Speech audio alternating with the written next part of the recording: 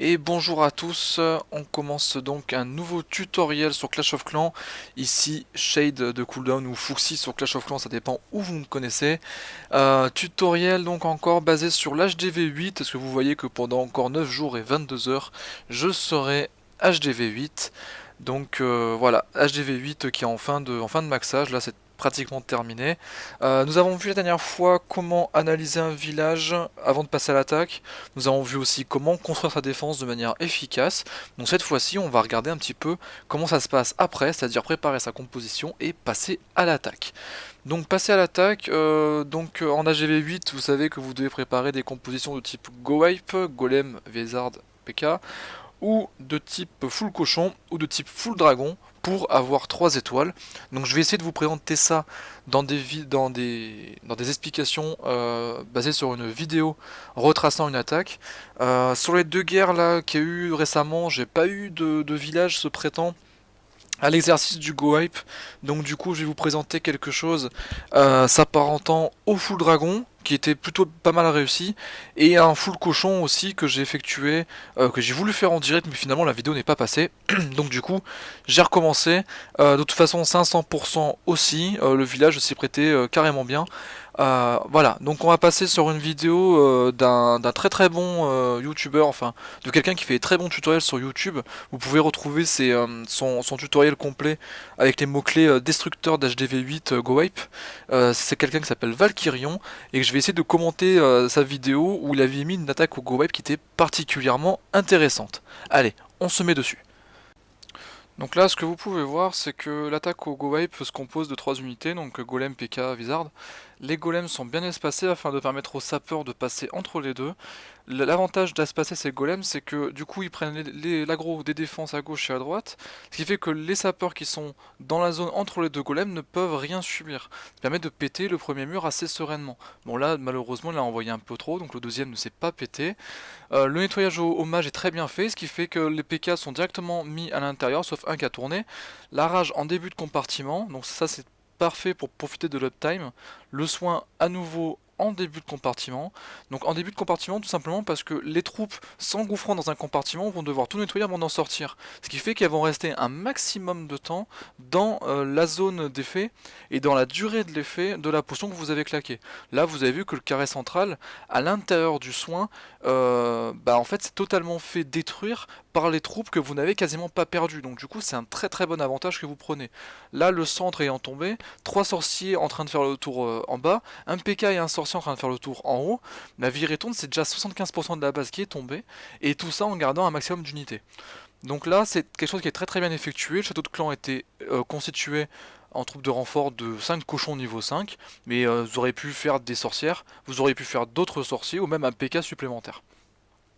Voilà, donc pendant que les DPS vont continuer à terminer le village, je vais remettre une deuxième fois la vidéo. La composition Go Ape en général, vous allez choisir toujours 2 golems importants pour pouvoir laisser cet espace safe aux sapeurs entre les 2 golems. Vous allez vous articuler autour de 2-3 PK, vous pouvez aller jusqu'à 4, mais là ça commence à devenir compliqué, et une quinzaine de matchs pour pouvoir nettoyer. Donc toujours de la même manière, vous 2 golems qui commencent à faire un espace safe entre les deux, vous balancerez les sapeurs. Les mages autour qui nettoient afin de créer une zone où les PK ne vont pas aller au-delà, parce que les PK ciblent la plus proche unité qui est possible de cibler, quelle que soit leur appartenance. Donc du coup les PK qui sont ici, laquelle est la plus proche? Là c'est la tour d'archer ou c'est le mur. Bon bah là ici le mur c'est assez tendu en ce qui concerne les PK. Début de compartiment rage, qu'est-ce qu'ils font? Ils rentrent dans le compartiment où il y a le mortier, et là ils annihilent tout ce qui pousse. Ensuite, deuxième compartiment, on arrive sur le carré central, la fin de la rage est annoncée, le début du soin commence à être amorcé, tout se pète tranquillement. En haut, le PK continue à faire son tour, le mage qui le suit, tout ça c'est très bien. En bas, les 3 mages qui font le travail, c'est très bien aussi. Les cochons qui ont une durée de vie qui est assez exceptionnelle quand même, parce qu'ils font les défenses de manière assez tranquille, assez sereine. Donc du coup, un go web qui se passe de la meilleure manière qui soit. De toute façon, un go wipe, c'est la puissance pure incarnée. Vous devez péter des murs pour arriver le plus vite possible au carré central. Là, vous mettez une rage.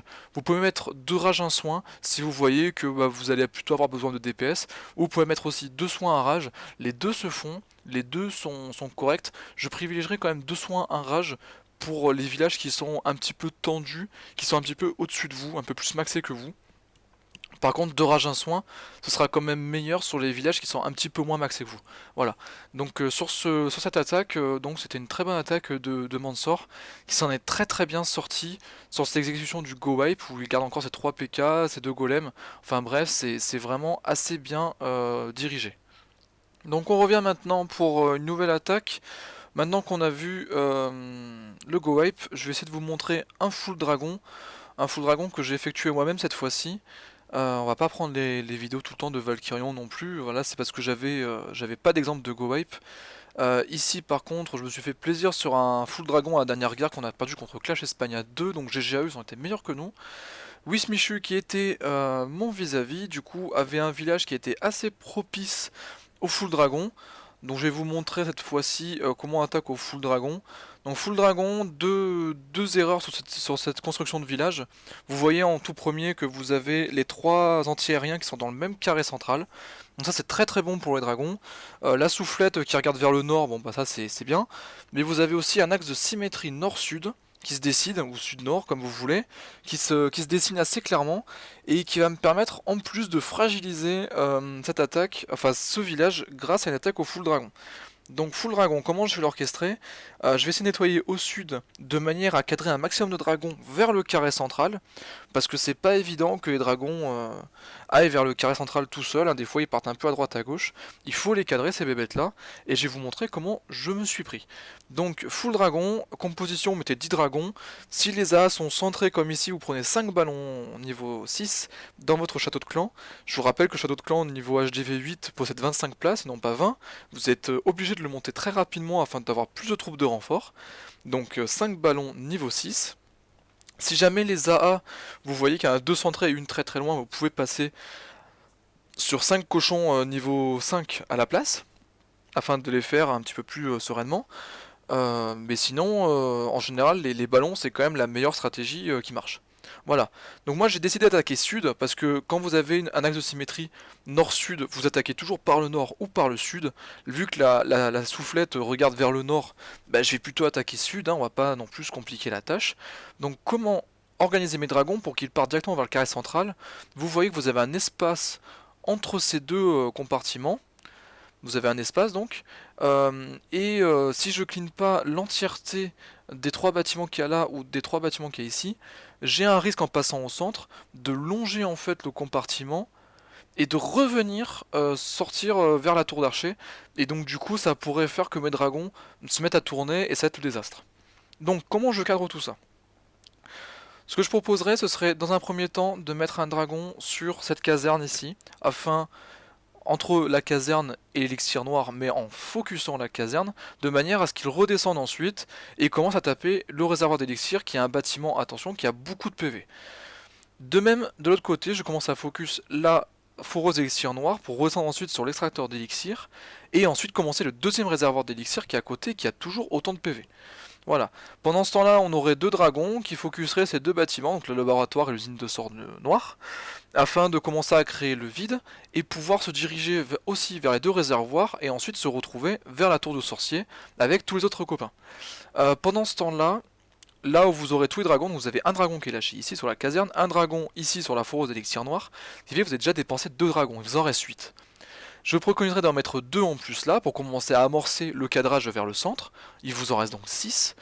Vous en droppez 4 au centre. Par contre, il vous faudra en garder 2. Un que vous balancerez sur ces 2 casernes afin d'annihiler cette tour d'archer pour éviter de rentrer avec les dragons au sud, longer ce compartiment et ressortir. Si vous éliminez la tour d'archer, il n'y a aucune raison que les dragons aillent vers une ruine. Donc du coup, vous allez vous prémunir face au fait que les dragons vont ressortir de la zone. De même de l'autre côté, vous allez mettre un dragon sur cette caserne noire-ci, qui va redescendre sur celle-là, et ensuite annihiler cette tour d'archer. Du coup, de ce côté-là, vous vous empêcherez de ressortir et de ne pas aller vers le carré central. Donc je répète, un dragon ici, un dragon là, 2 dragons ici, vous allez lâcher la totalité des dragons en bas, sauf 2 que vous allez mettre sur ces casernes afin de péter cette tour d'archer. Regardez bien aussi la zone des anti-aériens, donc vous voyez qu'au bout d'un moment, quand vous allez arriver sur les canons dorés et sur les réservoirs d'élixir, la première anti-aérienne va commencer à vous cibler, donc c'est peut-être là où il faudra mettre le premier soin. Enfin, pas de suite, mais attendre un petit peu, mais mettre le premier soin là. Et ensuite les défenses anti-aériennes plus au nord, vous voyez que vous avez le temps de péter les tours d'archer avant. Donc du coup elles vont pas rentrer en action avant que vous soyez en train de longer considérablement, enfin véritablement, le carré central. Donc c'est là où vous aurez à rager, les ballons vont arriver. Je vous préconise toujours 2 rages, 1 soin, parce que les ballons sont beaucoup plus puissants sous la rage. Après, si vous prenez des cochons, vous pouvez aussi faire 2 soins à rage. Mais bon, 2 rages pour des dragons, c'est quand même vachement mieux qu'un seul. On va regarder donc le replay immédiatement pour voir comment ça s'est passé. Donc le replay, vous voyez que je vais larguer des dragons au sud et sur les côtés afin de pouvoir nettoyer de la meilleure manière qui soit ce village. Donc vous voyez que j'ai bien fait attention à les pop entre les deux bâtiments en focusant le bâtiment le plus au nord pour qu'ils puissent redescendre sur le bâtiment d'après. Ensuite je drop les dragons sur les casernes extérieures afin qu'ils redescendent puis qu'ils aillent sur les tours d'archer et à ce moment là on se ferme la porte pour revenir à l'extérieur. Donc là les ballons sont lancés, les totalités des dragons sont lancés aussi. La première AA commence à tirer, vous voyez qu'elle commence à prendre pour cible un dragon. Donc je vais peut-être potentiellement commencer à mettre mon premier soin. Vous voyez qu'il y a un canon à gauche qui est en train de tomber, le réservoir d'élixir qui est en train de tomber aussi. Le réservoir d'élixir à droite est déjà tombé, le canon à droite est en train de tomber. Donc vous voyez que le timing est quand même assez parfait sur ce coup-là. Il y a juste la tour d'archer de gauche qui est un petit peu lente à tomber, ce qui va peut-être me faire décaler un dragon, mais bon, pas plus. La rage qui accélère les ballons, ça c'est très très bien. Là je balance mon poison pour gérer le dragon au château de clan. Deuxième rage pour encore plus augmenter l'uptime des ballons et les dragons. Vous voyez que le premier est tombé, le deuxième AA est en train de tomber. Et vous voyez que l'HDV est en train d'être ciblé, mais vu que j'ai une rage, ça va pas durer longtemps. Et le troisième AA va tomber assez rapidement, assez sereinement. Vous voyez qu'il me reste quand même beaucoup de dragons à la fin des 3 AA. Donc une fois que les 3 AA sont tombés, il n'y a plus aucune défense capable de contrer les dragons. Et comme vous voyez ici, ben, il me reste un dragon à droite qui est en train de faire sa mine. 2 dragons qui montent sur le canon, 2 dragons au centre qui sont en train de faire une Tesla, 2 dragons à côté qui sont en train de faire le mortier et la Tesla gauche, et 2 dragons encore sur le côté qui sont en train de faire la tour d'archer. Donc en fait, vire et tourne, il me reste 9 dragons sur les 10, 9 dragons qui ont déjà annihilé les 3 anti-aériens, ce qui fait que véritablement l'attaque est déjà terminée. Vous pouvez voir en plus que ça a été très bien cadré, parce que vos dragons respectent une ligne de progression, sont tous alignés sur la même ligne de progression sud-nord, ce qui fait qu'en fait mon cadrage du coup a très bien fonctionné, mes dragons se sont conservés, sont restés en vie, et donc je vais finir l'attaque avec 9 dragons, de manière assez sereine, de manière assez tranquille en fait. Bon, peut-être que la tour d'archer va m'annihiler encore un dragon, mais bon, à la fin j'en aurai allez, 8. C'est pas dramatique, je pense qu'on peut passer sur la fin du replay qui est pas très intéressante. Le truc d'intérêt est déjà passé, et maintenant on va pouvoir s'intéresser à une autre composition qui est le full cochon, et que j'ai effectué en direct, enfin j'ai essayé de faire en direct mais ça n'a pas pris, donc du coup on va le faire comme si c'était en direct. Je vais faire l'analyse avec vous et l'attaque qui s'ensuit. Donc on va charger immédiatement la vidéo de la prochaine attaque.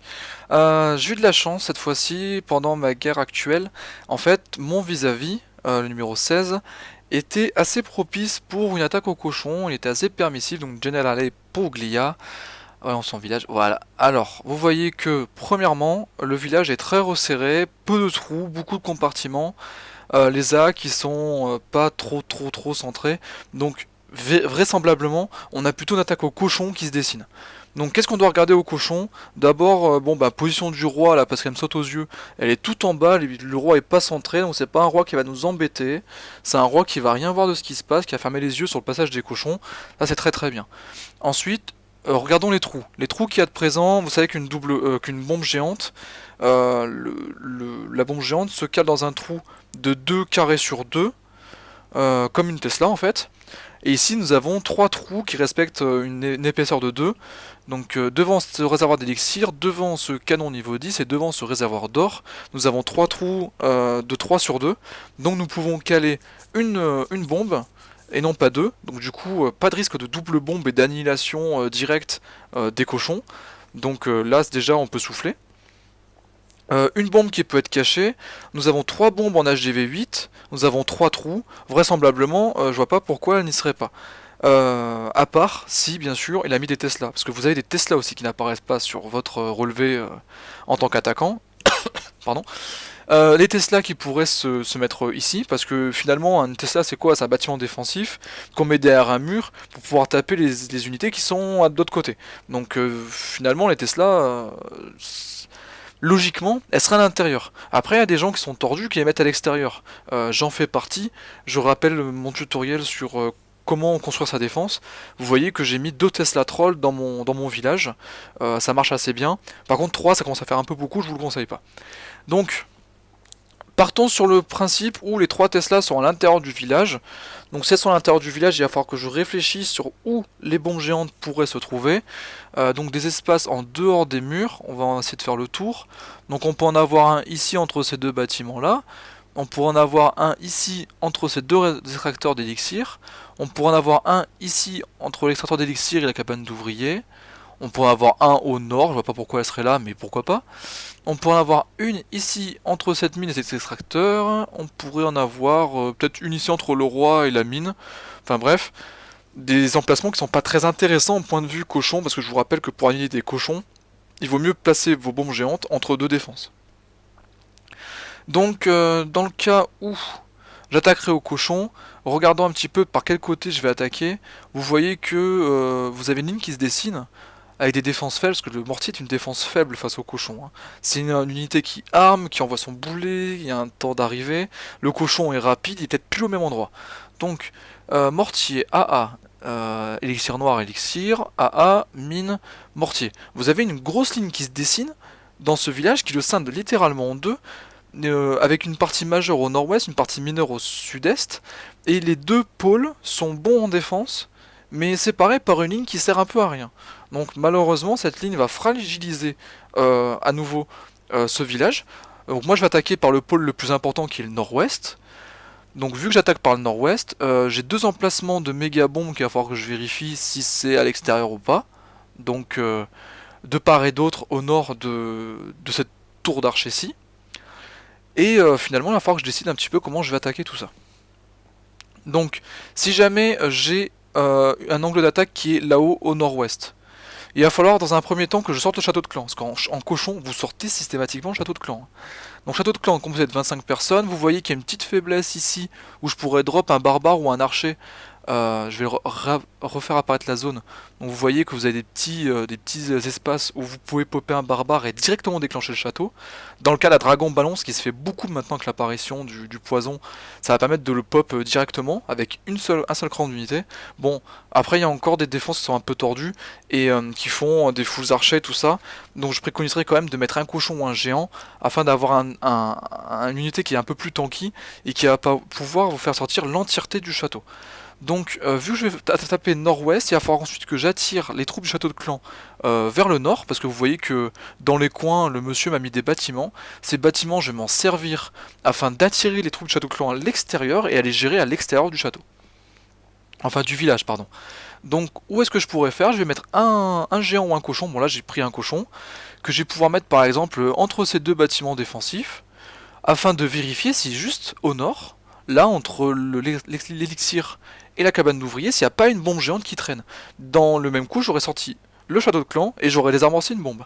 Je vous rappelle que 3 bombes géantes en HDV 8, mais vous avez aussi 3 potions de soin en attaque. Donc une potion de soin par bombe géante, c'est quand même un bon compromis de la part de Supercell. Si jamais avec un seul cochon j'arrive à faire sortir le château et que je désamorce une bombe, ça veut dire que, bon là j'ai pris 39 cochons, c'est-à-dire sur les 38 qui me restent, je vais avoir encore 3 soins pour 2 bombes géantes restantes, ce qui fait que j'ai un avantage psychologique qui est quand même assez important. Je vais être bien dans mon attaque, et être bien dans une attaque psychologiquement dès le début, c'est quand même vachement bien.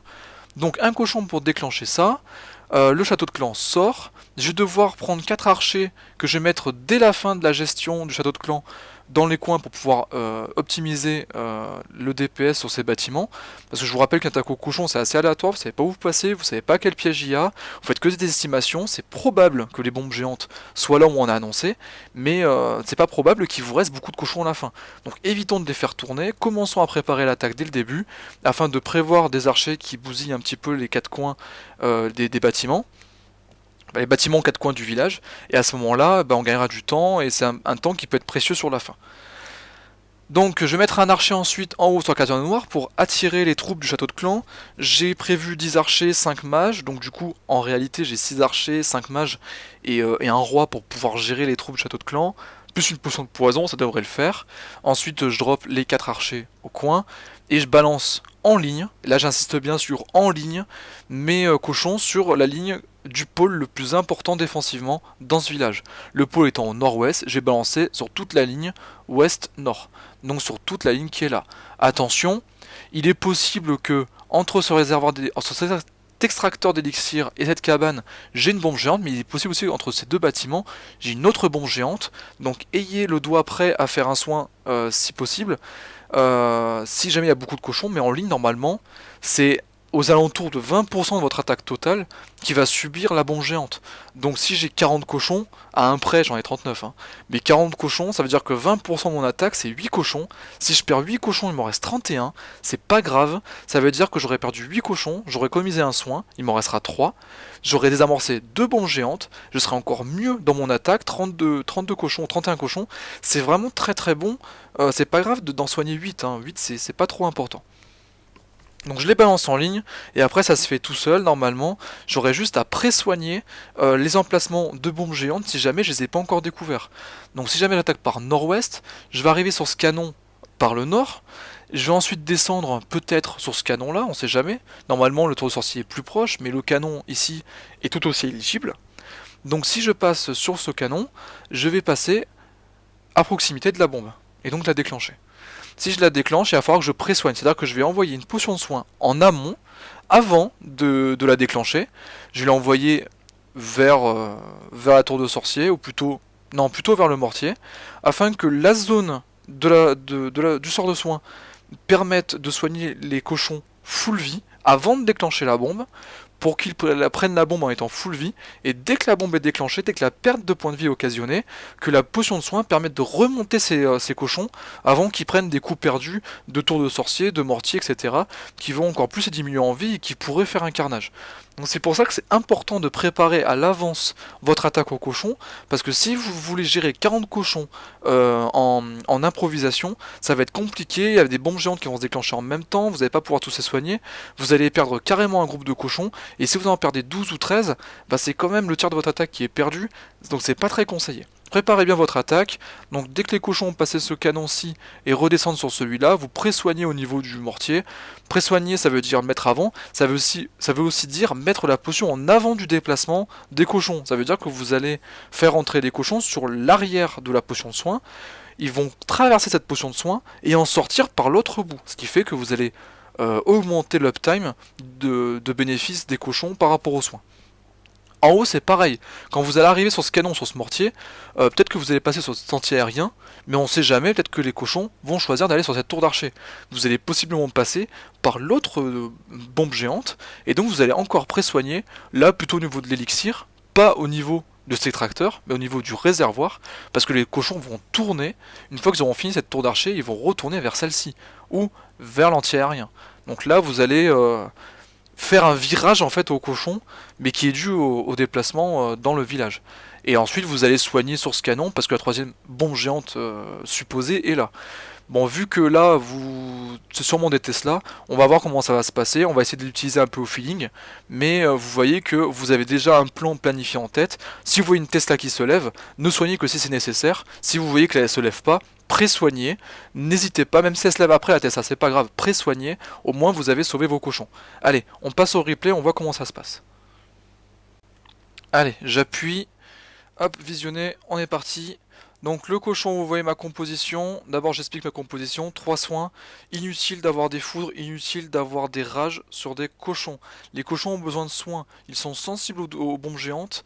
Il y a 3 bombes géantes. Vous avez 3 potions. Les potions sont réservées aux soins des cochons. Absolument. De toute façon, une potion de foudre, ça va vous apporter à rien. Quelle unité vous voulez tuer en premier pour des cochons, toutes sont aussi dangereuses que les autres, à part les mortiers, ça n'a aucun sens. Deuxièmement, prendre des rages. Les rages, ça va augmenter les cochons en termes de vitesse, en termes de dégâts, sauf que les cochons sont très mobiles, vous allez les faire sortir de votre rage, ils vont bénéficier d'aller maximum 10 secondes de votre rage, donc 10 secondes c'est rien, c'est nul. 10 secondes c'est déjà beaucoup hein, pour un cochon. Moi je verrais plutôt du ouais, 7-8 secondes. 10 secondes c'est vraiment le maximum. Donc j'exagère, 10 secondes c'est rien. L'uptime est beaucoup plus important sur des dragons, sur des ballons, sur des unités qui sont lentes et qui ont beaucoup de dégâts. Les cochons eux ciblent des unités défensives, donc vont pas rester forcément dans la zone, parce que la zone va peut-être couvrir 2 unités de défense, à la troisième et ben, ils vont sortir de la zone, c'est terminé. Donc ensuite 34 cochons, j'en ai 5 en plus en château de clan. Beaucoup de cochons sont nécessaires pour venir à bout d'un village anti-cochon. 30 minimum je dirais. Après vous voyez comment vous voulez gérer ça. Ensuite il vous faut un comité d'accueil, donc moi je l'ai choisi à hauteur de 5 mages, un roi et 10 archers, sachant que véritablement il n'y en aura que 7 d'utilisés pour le comité d'accueil du renfort, vu qu'il y en a 3 autres qui vont s'occuper des coins. Ok, n'oubliez pas qu'il faut 3 archères pour les coins, ne droppez pas tout au nord, ça ne sert à rien. Allez, on y va. Du coup, un cochon qui va aller sur la tour d'archer, et quoi, qu'est-ce qui se passe, Banco? On a déclenché le château de clan, et en même temps, on a réussi à déminer une méga bombe. Donc déjà, il me reste 38 cochons, j'ai toujours mes 3 soins, il y a une méga bombe en moins, je suis avantagé, psychologiquement là je suis bien. Je drop une archère en haut au niveau de la caserne noire pour emmener mes troupes au nord. Donc les troupes elles vont au nord, le dragon et le ballon ne vont pas à la même vitesse. Bon bah c'est malheureux pour eux, hein, tant pis. Je drop mon poison. Bon là j'ai un petit peu déconné avec le placement de mon archère. Je fais sortir le dragon de la zone, ça c'est pas très bien. Je vais le faire re-rentrer dedans avec une autre archère, c'est pas grave. Pas de panique, c'est un peu imprévu, mais ça tue pas l'attaque. J'attends que le ballon tombe. Une fois que le ballon est tombé, je vais dropper des archères. Voilà, là il est tombé. Je drop des archères sur le dragon. Hop, c'est parti. Dès qu'il cible une archère, boum, les 3 mages le prennent en focus. Je mets le roi. Alors le roi en fait c'est pour essayer de faire prendre l'aggro du dragon sur le roi afin que j'économise des mages. Mais bon, ça n'a pas marché, tant pis, c'est pas grave, le dragon va tomber. Le dragon va tomber, on a pu à s'en occuper. Moi d'ailleurs je suis déjà parti sur autre chose, je commence à dropper en ligne mes cochons. Donc mes cochons vont drop en ligne, je sais qu'il y a une méga bombe qui a déjà pété, il n'y en a pas une autre là. Il y en a une autre peut-être entre les deux extracteurs d'élixir. À ce moment-là, je suis vigilant, je regarde bien, et je me prépare à soigner si jamais il y a trop de cochons. Mais vous voyez que s'il y a un cochon qui passe sur ce piège là, là il y en a 3 qui vont le prendre, donc c'est pas grave, hein, je soigne pas. Voilà, donc là je continue à déverser mes cochons toujours en ligne. Vous voyez que ça pop, ça pop, ça pop. Et qu'est-ce que je fais? En dessous, je balance mon château totalement dépaqué. Alors pourquoi ce château là? C'est parce que en fait j'ai pas réagi sur la Tesla. La Tesla, si elle s'était pas levée, ça aurait pu être une bombe géante. En fait, ce que j'ai voulu faire, c'est mettre mes cochons niveau 5 sur ce canon, annihiler très vite ce canon afin que mes cochons ne reviennent pas par l'emplacement de la Tesla s'il y avait une bombe géante. Bon, je les ai lâchés un petit peu tard, c'est dommage, mais de toute façon, il n'y a pas de bombe géante, donc tout va bien. J'ai pas pré-soigné du coup aussi, hein. Vu que j'ai une Tesla, j'ai pas à pré-soigner. Mes cochons continuent à avancer, sont quand même assez groupés. Là, je mets cochons 5, ils ont terminé leur job. Et là, je commence à voir qu'à partir de la A, je commence à avoir des cochons qui sont un petit peu bas en vie. Là, si jamais je tombe sur une bombe géante, il va falloir que je pré-soigne un petit peu plus tôt. Donc je vais balancer un soin. J'ai déjà une bombe géante qui est partie, il me reste plus que 2 crans. J'ai la Tesla au-dessus du réservoir d'or qui est en train de se lever. Donc du coup, j'ai pas besoin de pré-soigner. Mais vu que là, je suis en train de la balancer la soin. Ouais, ça doit être à 2 secondes de record près. Je vais pré-soigner juste avant, au cas où je l'ai pas vu se lever. Donc vous voyez que même en préparant, des fois on voit pas tout. Mais c'est pas grave, je vais pré-soigner en bas, je vais pré-soigner en haut. La Tesla s'est levée, c'est pas important. De toute façon, il me reste plus qu'un seul emplacement de bombe géante. Une Tesla qui se lève, c'est parfait. Je vais soigner le restant de mes cochons. Parce que, pourquoi je vais pré-soigner? C'est parce que il me reste encore 2 bombes géantes à trouver. Ah, j'ai vu que ça s'est un peu secoué. C'est mon roi au-dessus qui a pris une bombe géante. Donc si vous voulez remonter un peu la vidéo, vous verrez que c'est ce roi qui prend euh, la bombe géante. Et enfin, du coup, je vais soigner tous mes cochons en bas, pour la simple et bonne raison qu'une fois que cette tour d'archer en bas va tomber, tous mes cochons vont se diviser vers le bâtiment le plus proche, non défensif, parce qu'il n'en reste plus de défensif. Ils vont se diviser, et vu qu'ils vont faire beaucoup de trajets, la bombe géante restante a très peu de chances de bousiller tous mes cochons d'un coup. Et même s'il est bousillé, qui va finir les cochons bas en vie? Donc finalement, en les remontant full vie, je vais leur permettre de survivre à la prochaine bombe, même s'il reste plus que 15% HP. Il n'y a plus de piège, j'ai tout pris. Après, s'il y a une petite bombe, bon bah tant pis, je vais perdre un ou deux cochons dessus. S'il me les tue, voilà, après j'ai des mages, j'ai mon roi, ça va se finir tranquillement. Donc je les mets full vie, vous avez le roi qui est encore là, le roi va tomber à vitesse grand V. Je vous invite à suivre la progression de sa vie. Voilà, c'est terminé. Les archers ont fini leur job sur le côté. Vous voyez que ils ont quand même bien avancé leur job. Vous voyez que les cochons sont assez divisés. Vous voyez que j'ai fait 5 paquets de cochons. Un sur l'élixir, l'autre sur l'élixir, un troisième sur le réservoir d'or, sur les réservoirs d'élixir noir et sur la mine d'or en bas. Donc vous voyez que je suis assez divisé. Là, qu'est-ce qui se passe? Je déclenche la bombe géante. Les cochons, il y en a 2 qui se l'ont pris. Finalement, c'est banco. Hein. Là, c'est terminé pour le pauvre général Puglia. Je pense que ça doit être italien, ça. Du coup, les archers en bas ont fini, les archers sur le côté ont fini, en haut c'est fini, il reste plus que sur le côté. Donc vous voyez que en fait, l'attaque s'est déroulée en moins de 2 minutes, j'ai beaucoup de temps disponible. Les cochons vont aider à finir le travail de l'archer. Et voilà, c'est terminé, c'est 3 étoiles. Donc une bonne analyse. J'ai été serein dans mon attaque. J'ai pu analyser les possibles endroits où il y a des simples bombes, parce que les doubles bombes, il n'y en avait pas. Les simples bombes ont été identifiées. Je commence l'attaque avec 3 soins contre 2 bombes géantes restantes. Donc je suis vraiment pas mal. Bon, j'ai un peu merdouillé sur la gestion du poison et du dragon, mais ça se rattrape facilement. On peut pas faire tout parfaitement, mais vous voyez que ça se paye. Donc ce village était propice aux cochons. J'espère que vous avez bien compris comment ça se gérait.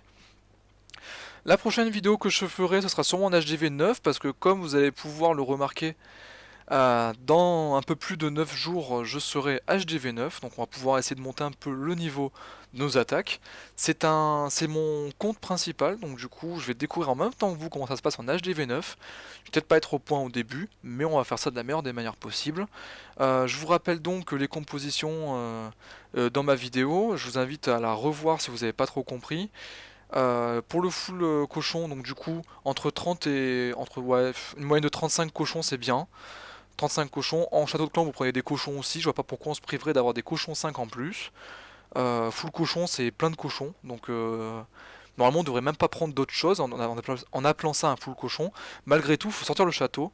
Il y a des troupes qui sont aériennes à gérer en château de clan. Donc, il nous faut des unités qui ciblent l'aérien. Le cochon n'étant pas capable, on va devoir prendre un petit comité d'archers, de mages pour pouvoir gérer ce château de clan. Voilà, donc j'espère que ça vous aura plu. Je vous invite sur mes autres tutos, comment analyser un village en attaque, comment construire son village en défense en HDV8, afin de pouvoir parfaire votre connaissance de la HDV8, attaquer les guerres en toute sérénité avec votre clan, ramener plein d'étoiles, et faire que votre chef soit un petit peu content de vous. Moi le mien il est content et ça se passe bien. Voilà, donc j'espère que ça vous aura bien servi. Je vous invite sur Cooldown à aller voir mes tutoriels, mais aussi d'autres tutoriels ou d'autres streamings, vidéos, articles qui sont faits par des gens très compétents. Je pense surtout à des gens qui font du Hearthstone, qui font du LoL. Je pense que vous jouez pas qu'à Clash of Clans dans la vie, vous avez d'autres jeux. Nous avons plein de rédacteurs qui sont très compétents et très pertinents dans leurs analyses, dans leur façon de faire leurs articles et de faire leur streaming. Je vous invite donc à les suivre, c'est très intéressant. Moi je les suis assez souvent parce que c'est très intéressant, j'apprends beaucoup de choses. Et puis j'espère qu'eux ils font pareil sur mon Clash of Clans parce que j'espère être pertinent. Si c'est pas le cas, dites-le moi en commentaire, j'essaierai de faire le nécessaire. Voilà, donc c'était Fuxi sur Clash of Clans ou Shade pour Cooldown, ça dépend où vous me connaissez. J'espère que ça vous aura plu. Laissez-moi des commentaires et regardez cette vidéo sans modération. J'espère que ça retrace un petit peu tout ce qu'il faut savoir en HDV8. Je vous souhaite une bonne fin de week-end et puis on se voit du coup pour la prochaine fois en vidéo HDV9. Allez, à plus!